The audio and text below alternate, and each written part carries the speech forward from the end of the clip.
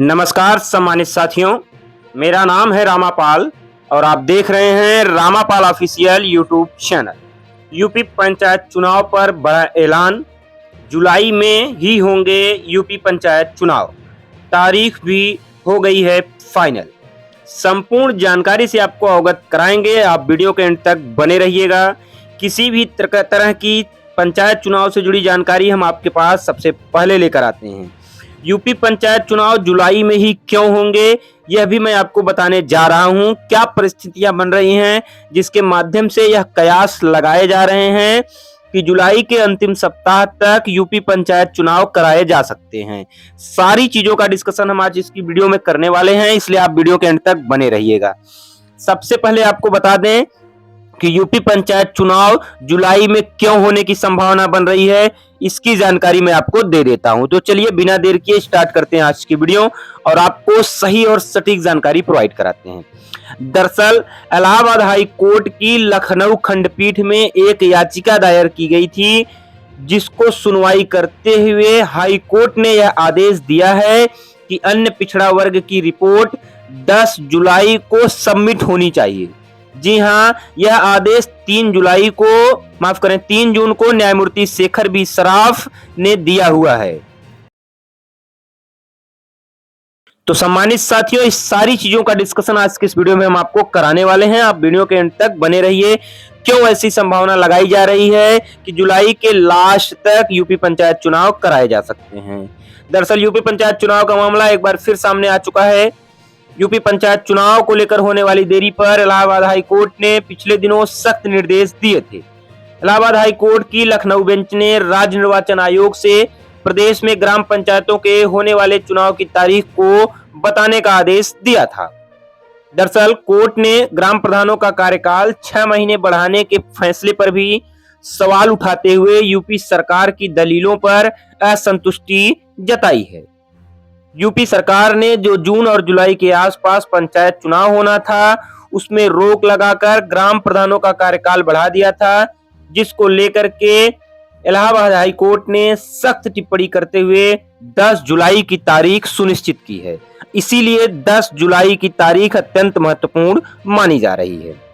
दरअसल उत्तर प्रदेश सरकार ने वर्तमान प्रधानों को ही कार्यकाल विस्तार देते हुए उन्हें प्रशासक के तौर पर नियुक्ति दे दी थी, जिसको लेकर के हाई कोर्ट में चुनौती दाखिल की गई है। हाई कोर्ट की लखनऊ खंडपीठ ने यह आदेश दिया है कि 10 जुलाई को चुनाव आयोग अपना सारा डेटा पिछड़ा वर्ग का आयोग का रखेगा। सबसे पहले आपको बता दें कि याचिकाकर्ता ने क्या कहा था। राज्य सरकार के 25 मई को दिए गए आदेश के खिलाफ दायर जनहित याचिका पर हाईकोर्ट में सुनवाई लगातार चल रही है। याचिका दाखिल करने वाले ओम प्रकाश प्रजापति, जिन पर यह आरोप है कि वे समाजवादी पार्टी के ही एक कार्यकर्ता के रूप में कार्य कर रहे हैं, उनका कहना है कि पंचायत चुनाव समय पर नहीं कराए गए और मौजूदा ग्राम प्रधानों को ही प्रशासक बना दिया गया। ओम प्रकाश प्रजापति के मुताबिक ग्राम प्रधानों को प्रशासक बनाना उत्तर प्रदेश पंचायती राज नियम की धारा 12(3) क में ग्राम प्रधानों का कार्यकाल शपथ लेने की तारीख से अधिकतम 5 वर्ष ही तय किया गया है। ऐसे में प्रधानों के प्रशासक नियुक्त करना उनके कार्यकाल को बढ़ाने जैसा है, जो कि कानून की भावना के अनुरूप नहीं है। इसलिए हाई कोर्ट ने भी यह कहा है कि 10 जुलाई को हाई कोर्ट के समक्ष राज्य निर्वाचन आयोग को पिछड़ा वर्ग आयोग की रिपोर्ट सौंपना होगा और उसके प्रगति संबंधी सारी जानकारी देना होगा। ऐसे में यह कयास लगाए जा रहे हैं कि 10 जुलाई को जब पिछड़ा वर्ग आयोग अपनी रिपोर्ट सौंप देगा तो हाई कोर्ट चुनाव जल्द से जल्द कराने का आदेश जारी कर सकता है और जिला पंचायत अध्यक्षों और ब्लॉक प्रमुखों का कार्यकाल न बढ़ा करके मौजूदा योगी सरकार चुनाव का निर्णय ले सकती है और उत्तर प्रदेश में जल्द से जल्द त्रिस्तरीय पंचायत चुनाव कराने की दिशा में कार्य कर सकती है। फिलहाल चुनाव में हो रही देरी पर पंचायती राज मंत्री ओम प्रकाश राजभर ने भी टिप्पणी की है। उन्होंने कहा है कि पंचायत प्रशासक की नियुक्ति के मुद्दे पर पंचायती राज मंत्री ओम प्रकाश राजभर ने समाजवादी पार्टी पर कड़ा निशाना साधा है। उन्होंने समाजवादी पार्टी की आलोचना करते हुए कहा कि सपा विकास से जुड़े फैसलों का विरोध करने की राजनीति करती है और गांव में चल रहे विकास कार्यों को रोकने के लिए हर संभव प्रयास करती है। उनका कहना है कि राज्य सरकार ने ग्राम पंचायतों के कामकाज में रुकावट न आए, इसलिए प्रधानों को ही प्रशासक बनाने की जिम्मेदारी दी है। उनके द्वारा आरोप लगाया गया कि इस फैसले से सपा को परेशानी हो रही है और वे कानूनी प्रक्रियाओं के जरिए ग्राम प्रधानों के अधिकारों को सीमित और कमजोर करने में लगातार लगे हुए हैं और उन्होंने अपने ही कार्यकर्ता से जानबूझ करके हाई कोर्ट में इस तरह की अपील दायर करवाई है। पंचायती राज मंत्री ओम प्रकाश राजभर ने यक्स पर पोस्ट करके लिखा है कि हर काम में अड़ंगा लगाना समाजवादी पार्टी की एक पुरानी और जानी मानी पहचान बन चुकी है। ऐसे में लग रहा है कि गांव में पंचायतों के विकास को प्रभावित करने का जिम्मा समाजवादी पार्टी ने उठा लिया है और प्रशासक के तौर पर प्रधानों का कार्यकाल उन्हें खटक रहा है।